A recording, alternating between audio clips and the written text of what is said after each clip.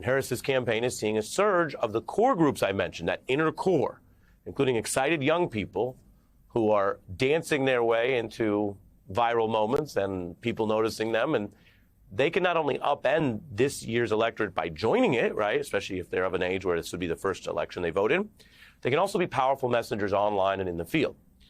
And that brings us to something I want to break down for you tonight before I bring in some great experts. Democrats, as we end the week, are clearly now seeing it as a real possibility that they could bring back an Obama-level enthusiasm here on a faster timeline than Obama had. And that's a marked contrast from the party's very open concerns last month over Joe Biden and what had been a lot of indicators even before the debate that they didn't have that level of enthusiasm. Harris is also diving in and networking with pre-existing groups. Some of them are not traditionally only political, but they may involve overlapping interests, like women's rights or female empowerment. Taylor Swift Swifties has a group now, Swifties for Harris, that's gained over 100,000 followers on social media, much of that organic. It just launched as a thing people can join last week. I've told you before about the Bayhive in other contexts. That's the very passionate group of Beyonce fans in this country and around the world. They are noticing Beyonce signing off on Harris using freedom in her very first video. And as I showed you earlier this week, these two strong women who've done a lot of different things and broken barriers have a pre-existing relationship, not a pre-existing condition like Obamacare era, a pre-existing, long-standing public alliance. So if you're a Beyonce fan, you might already know about that overlap. Now, it's far too early to tell if this kind of stuff that I'm mentioning and that Democrats are counting up means they will be winning back states in November. The first 2 weeks here do suggest, though, that you have some of the diverse and young coalition that launched Obama to the White House. And this idea or goal of rebuilding the Obama coalition, remember, this is not some secret strategy. Obama was the Democrats' last two-term president, and he was more successful than President Carter before him, and he had wider margins of victory than President Clinton before him. So any Democrat thinking about anything is going to say, sure, I'd like to be like Obama. One difference here, though, is Harris seems poised to do it better. She is also a Democrat who has been in these trenches. I want to point that out to you here. For example, she's talked up that goal in 2019 during her primary presidential campaign. We need someone on that stage who has the ability to go toe-to-toe with Donald Trump and someone who has the ability to rebuild the Obama coalition and bring the party and the nation together. I believe I am that candidate.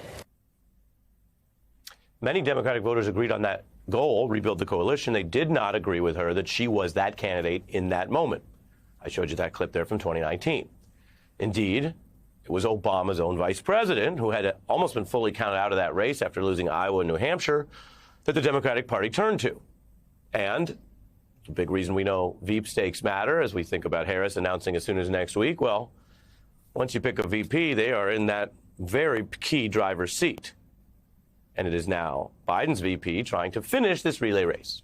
Now, you saw some of that grassroots energy I mentioned, from the donors to the young people, but that's one piece of it, and you can't do an Obama coalition without the members of the coalition. That's what you ultimately hope to build in a campaign. And the Trump effort is trying to rebuild what was their coalition the year that they won the Electoral College. So we know about that. But who's doing the building? Well, that brings us to more news tonight. The Harris campaign just brought on Obama's famous architect for his victory, former campaign manager David Plouffe. Now, he is one of the Democratic Party's most successful and respected strategists, author of The Audacity to Win, which tells that story. He is kind of one of the key visionaries then and now of the Obama network, which is still the most sort of popular, widespread, victorious element of the Democratic Party. And again, it bears repeating, even if it seems obvious, Biden is a product of that Obama network and that coalition. Now, many had, of course, also sought after Plouffe as an expert and speaker on politics, including, we should note, across MSNBC in this and other election years. And these are the headlines. Harris building out the campaign specifically with Plouffe and these Obama aides. That's how the Times put it. And the White House communications director from the Obama era, Jennifer Palmieri. The campaign is also trying to do two things at once. They're emphasizing today, and we've seen this in their statements, that they're keeping all the Biden campaign leadership intact. They say they're going to be basically adding, not subtracting. Now, Harris made a point of attending that cold 2007 rally when Obama first launched his presidential bid. And remember, it was a big deal, but he was seen as a challenger to the more likely famous Democratic Party name, the semi-incumbent of Hillary Clinton. You can see a photo also that Harris took there that's from the Facebook with both the Obamas. Now, that was an event in Illinois where this year's Democratic convention is being held, and Harris also hit the Iowa caucus for Obama and later recounted the organizing, the field work, and the weather in that effort. I remember being in Iowa, Des Moines. It was really, really cold. Christmas through New Year's, and everybody was there. You know, us Californians, we didn't really know what to wear. So we just layered. The president we just celebrated his first 100 days, and we couldn't be more proud because it was the most work that any elected president of the United States in recent memory has actually accomplished. Not just talk, but accomplished. From his first days, he did what he promised us he would do, and he has only just begun. Only just begun. Now, if you are into history or politics or news junkie, it's just interesting to look at that and look at the younger Harris and look at the rise. But the point isn't simply that these two barrier-breaking figures have this connection across recent history, although they do. The point I'm sharing with you here as we end another busy week in American life and politics is that Harris was actually engaging on the ground, early, in the field. And that means she has a deeper primary experiential knowledge and texture for what the Obama campaign was doing at the time. So she can try to pair the inspiration of a barrier-breaking candidate, because you don't just get people out in the cold for nothing, but she might pair that with actual years-long developed knowledge of the grassroots movement organizing that happened in that campaign, and something I've been telling you about long before Kamala Harris jumped in this race in this topsy-turvy year.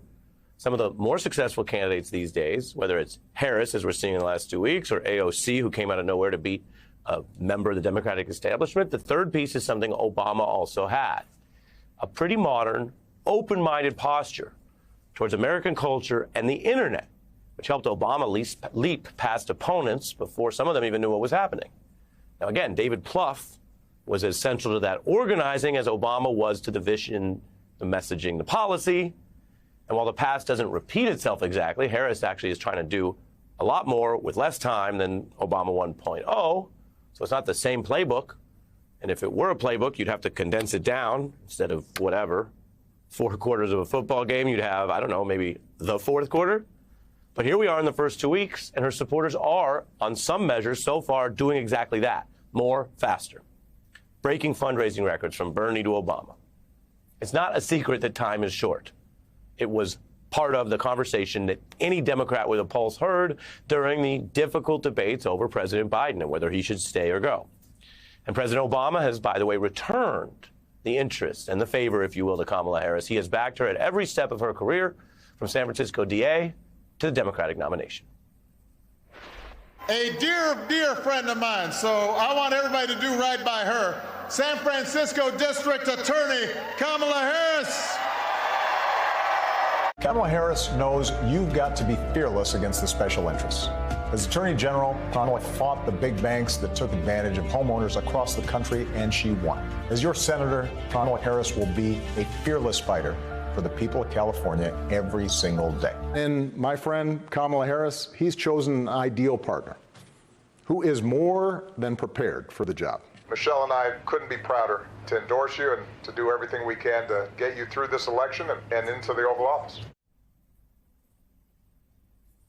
That's not nothing, especially not in Democratic politics, where the Obamas remain the most popular figures, and in a season where there's been so much talk about how this would go down and is it legitimate and how it'll all work out. When you have Barack Obama saying then on the way up and then at the VP level and then about a week ago, hey, this is the one, well, that might help you rebuild the Obama coalition. You also need the voters. New voters, a record 142,000 of them registered in the first week of this Harris campaign, most under 35 years old. We have more on the youth vote later in the hour. There's an uptick in voter registrations in some key states like Virginia, Massachusetts, and North Carolina, where Republicans recently took out ads. That's a state Democrats have only won once in the last 40 years by, guess who? Barack Obama. Now, as for that inner core that I mentioned, over 170,000 new volunteers are joining the campaign. That's different than just voters because they could be in any given state but do a lot of good work and help as far as the campaign's concerned. So that's where the young activists who might be in a state that's already fully red or blue and aren't going to swing their state might be key to raising money or traveling and helping this campaign, which has a lot to do in a hurry. So Harris has these multiple links to Obama, his approach, his movement organizing, as mentioned. And we checked the archives. Remember, when you take it all together, she's not new to this. We are here because we understand that re-electing this great president is about us, it is about our children, it is about our grandparents, it is about our grandchildren, it is about our community, it is about our present, and it is about our future. It is about dealing with the fact that we need leadership at a national level who stays true to the courage of their conviction. The American dream belongs to all of us. And if we can work together and stand together and vote together on November 6th for President Barack Obama, that's a dream we will put within reach of all our people. Sometimes the breaking news is about recent news, sometimes it's about recent history, and sometimes, if you're old enough to remember something from 15 or 20 years ago, it starts to feel like ancient history. Tonight is one of those nights. At the top level are these numbers, this Obama movement and energy, and the hires of people like David Plouffe. That's kind of the outer level. You go underneath as the video quality of those clips gets worse and worse because they're older cell phones and there were no news cameras at events that then D.A. Harris was doing. You find something underneath that might be the other part of any winning national movement campaign, especially in today's fractured politics.